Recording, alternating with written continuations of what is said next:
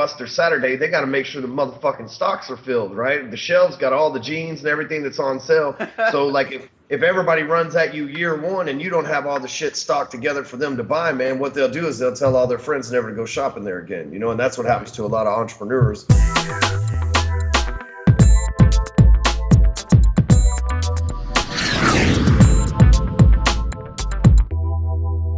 Coach Carroll here with the Sales Factory. I got the hardcore closer with me today, Ryan Stewman. You guys may have seen him on Facebook blowing up. Definitely, is one of the fastest up and coming dudes in my market, my industry, the circle of helping you guys increase your money in your businesses. So Ryan, dude, really appreciate you coming on with me. I actually met Ryan in California about 2 weeks ago. Blew my socks off on stage. Dude just came out and absolutely lit the place on fire. And he's going to be one of those guys, and I talk about it all the time, of you either love somebody or you hate them. It's kind of like Ben and Jerry's, right? I don't need everybody to like me. I just need the people that follow me to absolutely love me. And I think that's really, Ryan's got that hit right on the head. So Ryan, thanks for joining me, man. Hey, I'm excited to be here, man. Cool. I'm excited. I'm just excited to be on the show, dude. It's cool to actually have met somebody in person too that you get to hang out with virtually. That doesn't happen oftentimes. You right. And because you don't know what people look like or whatever. So we're sitting here, on video, and we met in person. It's just like we're hanging out, man. It's awesome. For sure, man. Well, tell my audience a little bit about you and where you started and stuff.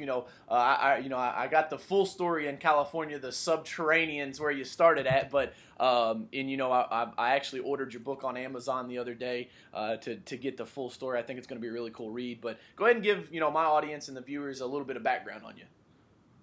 Well, so I got a lot of street cred, man. Now, the things I'm about to spout out might be hard for some people to believe. I'm a three-time best-selling author. I have a blog that gets 300,000 hits a month. That's like unique hits. That's not combined hits. I have, a 22,000 email list, and we don't even hardly run email offers. I have over 120,000 people that follow me on social media. I write for Entrepreneur. I've got over 1 million YouTube views. I've got over 2 million Facebook video views. I've got over 10,000 followers on my personal profile on Facebook. And the reason why I say all that is it's funny. You said, well, it's like one of the fastest up and comers, man. I've been doing this shit for 6 years, right? And really I've been in sales as long as any of us have, right? Since at a young age, but I've been doing this shit for 6 years, and literally within the last 15 months, we've seen it take off the way that it is. But I had to build one hell of a foundation, and I've been a prolific mistake maker. Like I said, at the funnel hacking live event, I've been to prison twice. I've been divorced 3 times. I've been bankrupt. I've been homeless. I've been on drugs. Any excuse that you have as an entrepreneur, maybe hearing this right now for failure, I've already overcome that shit. And I don't say that to say, hey, I'm some awesome person. Obviously, I'm not. If I went to fucking jail twice and 3 divorces, I'm obviously not that awesome, right? But what I am saying is that if I'm able to overcome that and I'm not that awesome, then you don't have an excuse either. So, basically, I'm a salesman through and through. I'm a prolific mistake maker, which, if you make mistakes, you learn from them. So that means I've got a hell of an education, and I've been able to bankroll that education into building what's now known as Hardcore Closer, which is, I'm the face of the company, but it's not just about me. We have other coaches. We have lots of programs. I own a tech company. I have 31 streams of incomes, but I literally 8 years ago was sitting in prison. So I've come in right now as I do this, I'm actually recording this from the penthouse of the nicest building in Dallas, Texas that you can rent, right? It's not the nicest one you can buy, but it's the nicest one that you can rent out of right now. So, hey man, that's the true undertone of entrepreneurship, right?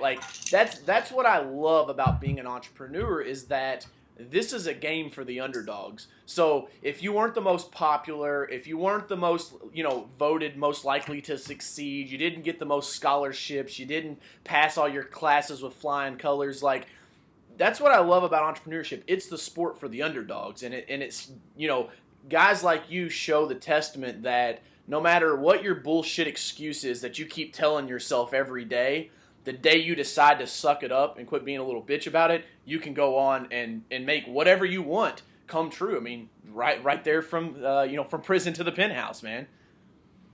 Yeah, it's kind of amazing. I read an article from Mark Cuban, who I'm a big, huge fan of, right, a few months back, and he was talking about if you're young, don't go to college. Don't go rack up all this student loan debt, man, because that stuff's like a noose around your neck for the next 20 years as you try to pay it off, and you're getting, $40,000 a year job, and you owe $100,000 in student loans because you got to get the experience, whether you go through college or not. You got to get the experience before anybody's going to put you in that CEO, CMO, GM role, right? Right. And so, like, you have to have experience. So whether you get that experience through starting in the book room and working your way up, letting your personality shine, or whether you go to Harvard, you still have to get the experience, right? Well, the thing is, people that come out to those $40,000 a year jobs and they've got this big ass loan around them, like they can't do anything, right? They're like they're frozen in time. They're like, if they, Handcuffed, I was listening to somebody earlier. Yeah, they said if I hate my fucking job, but if I quit, I don't have another job that I can go to that I can get paid this much money for doing the least amount of work that I do, right? That's stinking thinking, but that's how most people are. And it's because they owe bills and shit like that. Well, us entrepreneurs, oftentimes we didn't go to college. You know what I mean? We just had that conversation, you and I. Yep. We didn't go to college. When I got out of prison, I didn't have student loan debt from prison. You know what I mean? Guess what I had? A fucking clean slate, right? Yeah. So instead of going and getting a $40,000 a year job, I thought, well, shit, I have nothing to really lose. I might as well go all in and do my own thing, right? Like I might as well go all in and see if I can't get $1 million a year job, right? And I got that job. I'm like, well, maybe I can get a $3 million a year job, right? And so, but most people, they can't take that risk because they've got, at that time, I didn't have kids either. I have kids now, but they have kids at an early age. They have student loans and student debt at an early age. They have a car payment. They have a mortgage at an early age. The next thing you know, they look up and they're 35 and they're like, shit, I still work for Hewlett Packard. Fuck. Right? Making the same money 10 years later, the same. Year one, they made 38 grand. Now they're up to 48 grand 10 years later. You know what I mean? But inflation, they should be like a $65,000 salary. That's the funny thing. My dad worked for the city of Indianapolis for 23 years. My mom sold insurance. Now she's the office manager for me at my service business, kind of helping her out there. She teaches preschool. So like the entrepreneurial gene, I didn't get it from like my direct descendants. If you go back a little bit, like I had like a great uncle that used to smuggle moonshine on the Green River and then run a fishing charter in the afternoons, which is kind of a cool story to be able to tell people that that's who I'm named after. But it's funny because, when I'm looking at like paying my guys in one of my businesses and I'm like, man, this guy makes $15 an hour. And my dad looks at me and he's like, shit, son, that's good money. I worked for the city for 23 years. The most I ever made was about $21 an hour. And I'm like, what? Like, holy shit. And I think that's the problem is that people are afraid to take the risk and that chance on themselves. And that's what kills me is like they'll take a chance on the lottery. They'll take a chance on their employer. Like, you don't know, you might get laid off tomorrow. You're going to take a chance on your bank, right, when you buy your house. But it kills me that people won't take a chance on themselves. I mean, is that just me, or you feel the same way on that about entrepreneurship? I do, man. And it's funny you say that too, because my direct parents, both of them have jobs, right? Like neither one of them spectacular jobs. You know what I mean? Like nothing. I mean, my mom's like an HR person, right? Right. And so my dad's like car wash job or whatever. And so, but my grandparents, neither one of them have ever had a job. Neither one of my grandpa, my mom or my dad's side have ever had a job doing anything. Maybe at a young age they worked for somebody else. Right. But really, basically, bottom line is they've never really had a job. Yeah, they've never done anything on their own. I'm the first one. It's like it skips a generation. It's like and twins. One time I was listening. Yeah, I was adopted, man, and so I was listening to a guy tell me one time. He's like, listen, your dad was probably really loved by his dad, and he didn't really, get that. So it was easy for him to give you up, and then you'll love your kid even more. Now that I have Jax, that's 100% right. I'm like, I always sound be the dad I never had, right? Yeah. That entrepreneurial gene skips a generation too, because, honestly, Jax isn't going to have to be an entrepreneur if he doesn't want to, because he could just inherit my empire, right? He just pick up the ball. I mean, he's still an entrepreneur, but I've already built this for him, be able to pick up the ball and carry it wherever he wants from there. So right, for sure, man. Well, I know we're short on time today. Let's hop right into this, man. So on the sales factory. So last year in season 1, basically I was just doing a lot of monologuing. I had a couple call-in guests. This year we're switching it up a little bit, or this season we're switching it up a little bit. I'm going to have a guest, and then I do a monologue, and then have a guest do a monologue. So what I'm going to do this season is kind of trend on the top 3 things that you can give the listeners right now to help them increase their income. I know, with you being a hardcore closer, I love it when I met you in Cali. I was like, man, I'm going to pair so great with this guy, because what I really help my clients with is focusing on the profiles of their prospects and how to prospect them in. I know, we both use sales funnels to help our businesses grow, but I focus a little more on the front end on how to massage and work over your prospect based on their personality style. You're the hardcore closer, so why don't you give the audience 3 tips, and we'll start with number 1 on how they can start increasing their income like right today as soon as they get done listening to this thing. So tip number 1 would be use the phone right. Okay. So let me write this down so that I'm all here together. All right. So using the phone right. So many people, when they think about a phone, they think about smiling and dialing, right? Like, dude, I made 300 dials today, man. What'd you do? Yeah, man, I got cease and desist orders put on me, right? Like all these things, right? And I'm like, whatever you want to call it. I don't like dealing with people who don't like me. Right? Like I go through the TSA, I feel weird. Those people don't like me. I don't like dealing. I get pulled over by the police. They don't like me. I don't like dealing with it. I don't like fucking with people that don't like me. Right? So I do my best to avoid. I don't like bothering people that don't want to be bothered either, because not that I mind bothering people, but because I don't like to be bothered. Right. So I really do live my life by this golden rule: if I don't do shit to other people, I wouldn't want done to me. Right? Like that's how I look at everything. Right? So. Okay. And I have thick skin, so that's saying a lot, right? I don't mind a lot of shit done to me, but at the same time, so people use the phone to smile and dial and call people, but the truth is 86% of all phone calls go unanswered. So even if you're calling corporations, so let's say that they get answered, let's say the corporation that you answer, 100% of the phone calls are answered by a live person at a front desk, which is damn near impossible. Right? Live person at front desk, then you got to get to past the gatekeeper to even complete that phone call. It still don't count. Meanwhile, your mom can call you and you'd be like, I don't feel like talking to her right now. Like I don't do that, man. What are you talking about? But we expect, and these days people know better too. Like the jig is like, I get it if you're calling B2B, right? Like that's one thing. But if you're calling B2C and like, I don't know you, I'm not giving you my credit card number over the phone. Right. It is what it is. Like, dude, you have to be a stone cold influencer with almost an irresistible offer and a moron on the other end to make that work. Right. Now, I'm not saying it doesn't happen. Your audience may be master cold callers. I don't know. I hate doing it. So what I do is I use the phone properly. Right. I'll use the phone. If somebody sends a lead over, I'll actually highlight their text. I'll ask people for their mobile phone numbers in our funnels, but I'll highlight their phone numbers and I'll send them a text. Forget calling them. 86% of all phone calls go unanswered. But if I send them a text, then 100% of texts get seen. 95% of texts get read. Right. And they're more likely to reply to me, even if that reply is like, fuck off and leave me alone. At least I know at that point, that's how they feel about it. And I'm not going to try to close over somebody that doesn't really want to be sold. Right. I would rather spend, instead of making 300 phone calls, I'd rather send 5 text messages and 2 of them hit me back and say, hey, yeah, man, I'm interested in talking about this, right? I'd just rather save the time. I got other shit to do besides work, or other shit to do besides the sales aspect. So use the phone, right? Find your prospects on social media. Use the LinkedIn app. Use the Facebook app. Use the Messenger app. Use, search their fan pages. Use my app, Clixo, CLYXO. Like, use that to find people with the phone, right? The phone's not about, like, the least effective tool, and sales trainers probably hate me saying this, and I know it pisses a lot of them off, but the least effective app on that phone is the one that dials out. Right.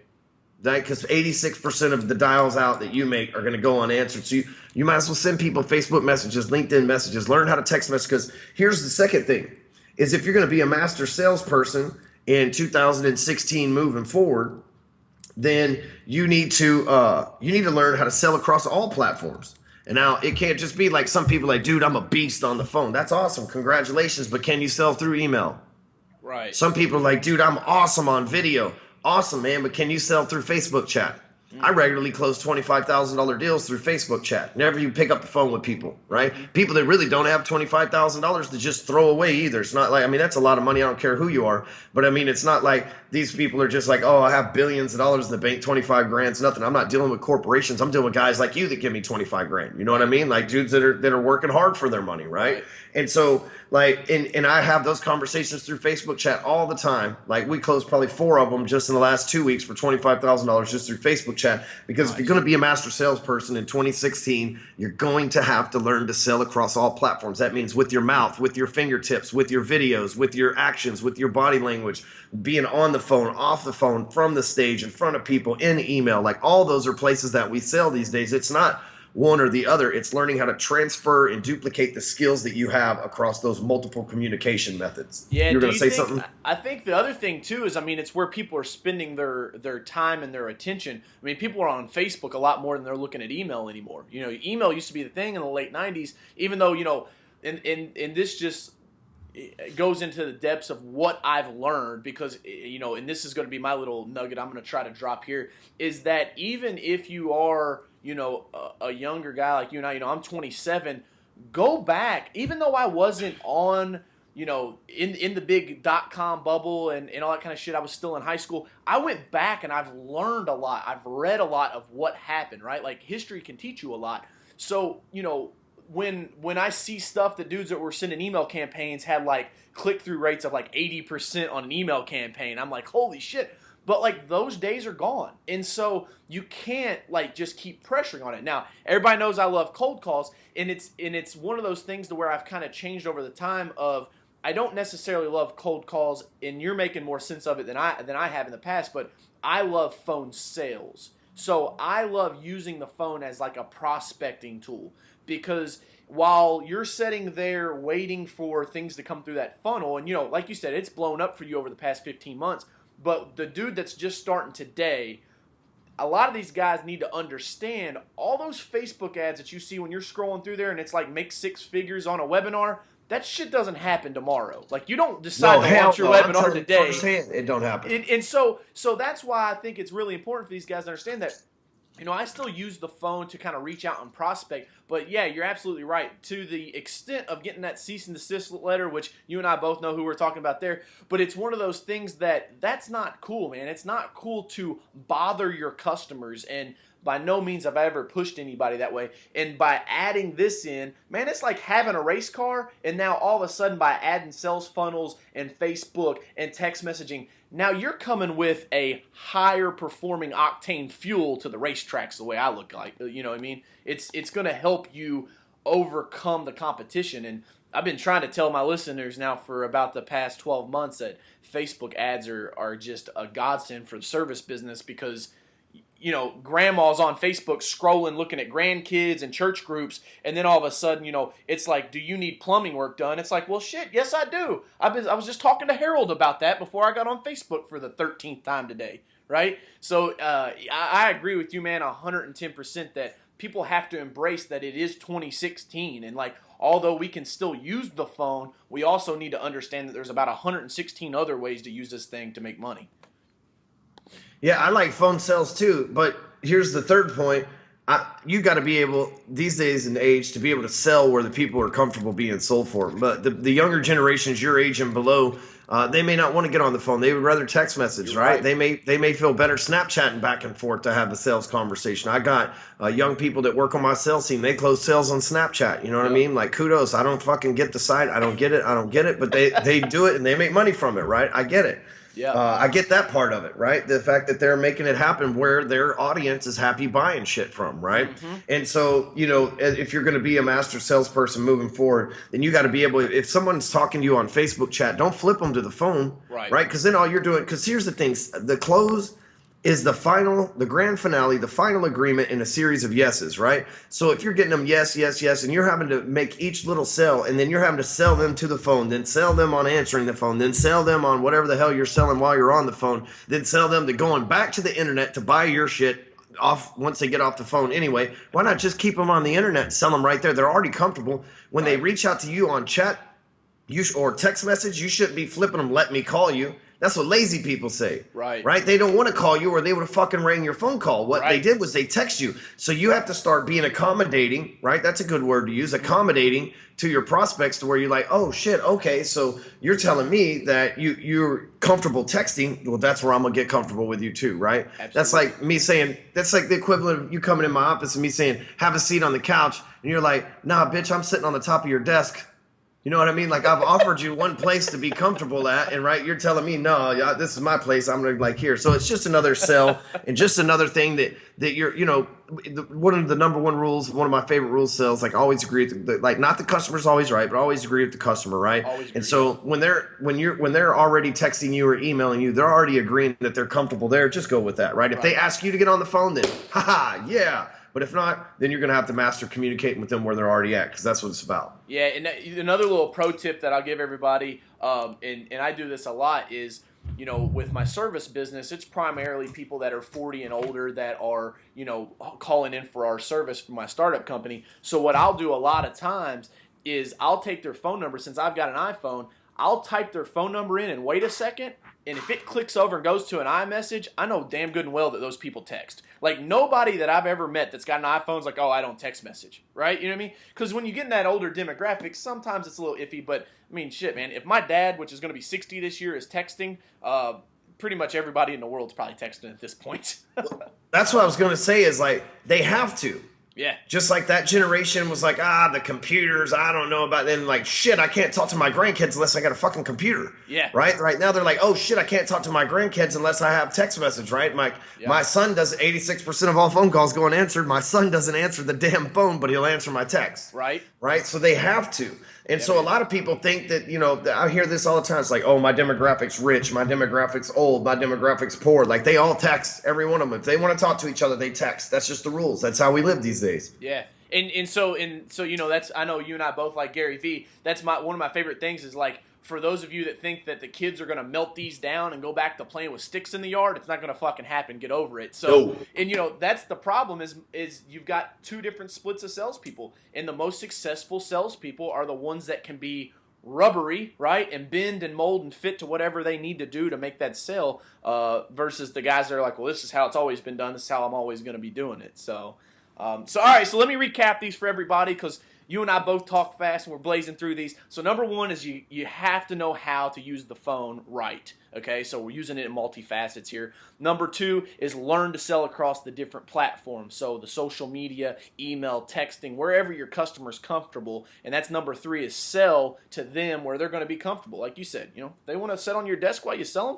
As long as they're stroking the check, what's it matter, right? You can buy a new desk when they leave. But so Ryan, I know we're almost up to time here, man. Tell everybody how they can find you. Obviously, the hardcorecloser.com, but I mean, social media handles, stuff like that, and I'll throw up some links in the description below here on YouTube as well. Well, so this is where the salesman in me comes out, right? Baby. Give me your pitch. Well, I do podcasts and stuff like this a lot. And a salesman's job is really to find a need and fill it, right? Like, there's a problem, there's something that can be done easier.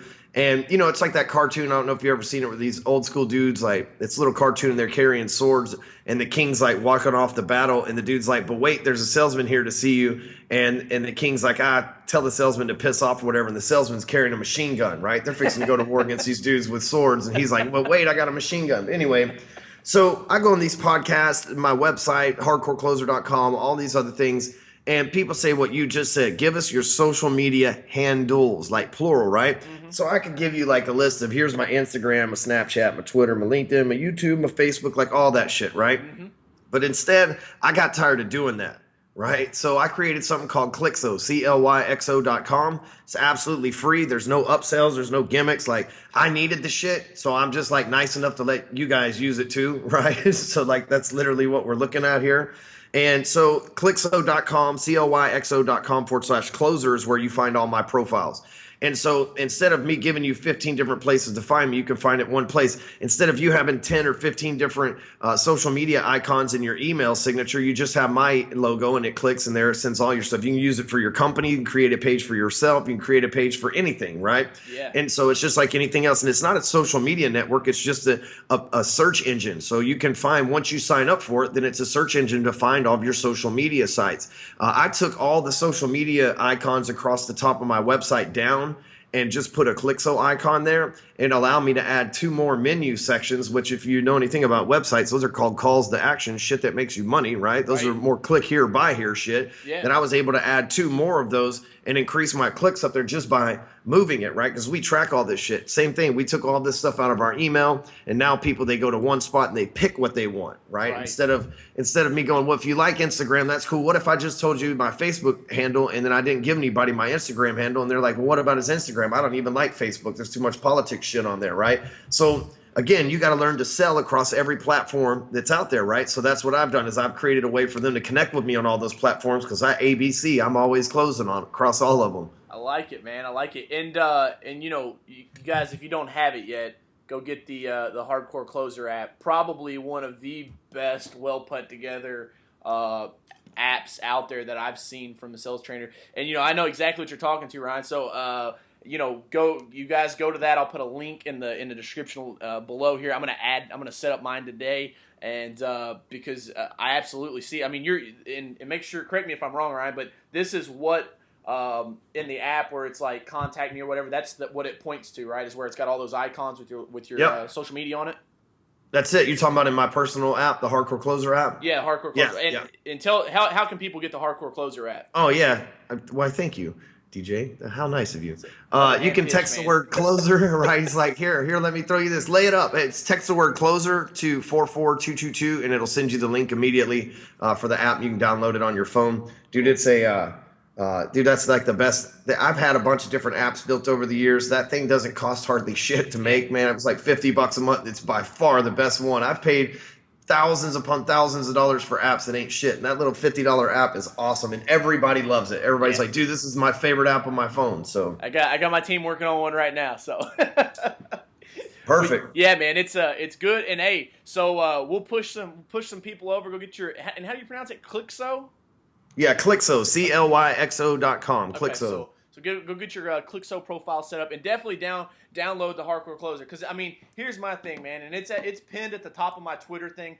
I don't think in business one person has to lose for somebody else to win. I think that we can all make it. Like the market is huge, man, and it's like the day that, you know, I break 100,000 followers on Instagram or one of the outlets or something, I'm going to be ecstatic, but I'm going to realize that it's this big of a piece of the market. And I think that truly down in our hearts of hearts, the guys that are in this for real, and you know, and I'm talking to the audience now, but when you look at guys like Ryan and you look at guys like me, and there's a lot of fakes out there, and Ryan and I were talking about this before, the guys that are talking about selling $1 million, and then they disappear, you know, for 3 years, you don't find them, and then, you know, they come back in 3 years with a different name, different logos, and selling some other piece of shit. It's one of those things that guys like Ryan and I, deep down in our core, hell yes, we like to make money. We're sales guys. But what we really enjoy is helping people. So that's why we do these collaborations and get this information out there. So, Ryan, I really appreciate it, man. I appreciate you spending some time with me this afternoon, and keep doing what you're doing, brother. The articles, the blogs, by far, hands down, the best sales training blog that I've found online. You know, absolutely puts mine to shame. But, hey, it's good. It makes me want to step my game up. So, man, I really appreciate you coming through. Hey, thanks for having me on, man. You guys go get your Clixo profiles and then find me on social media. So you'll love the hardcore, wherever you follow Hardcore Closer at. You'll love the content just like DJ here. And thanks again for having me on, dude. I appreciate your time today. All right, man. Thanks.